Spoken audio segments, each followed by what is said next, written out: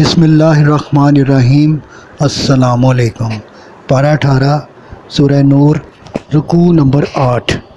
فرمایا، مسلمانوں، تمہارے نوکر اور نابالغ بچے تمہاری اجازت کے بغیر فجر کی نماز سے پہلے اور دوپہر کو آرام کے وقت اور عشاء کی نماز کے بعد تمہارے خلوت قدوں میں داخل نہ ہوں۔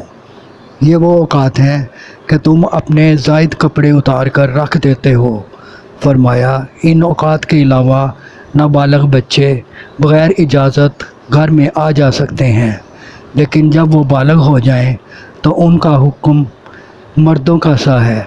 ارشاد ہوا کہ بوڑھی عورتیں گھر کے اندر اوپر کے کپڑے اتار رکھیں تو مضائقہ نہیں، لیکن اگر وہ بھی پردہ داری کریں تو یہ بہتر ہے۔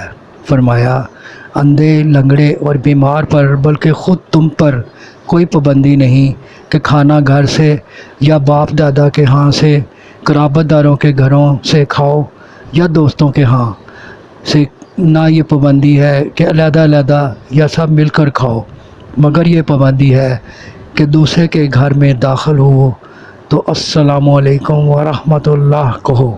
صدق اللہ العظیم۔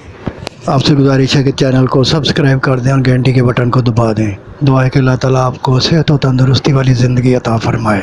آمین آمین آمین یا رب العالمین۔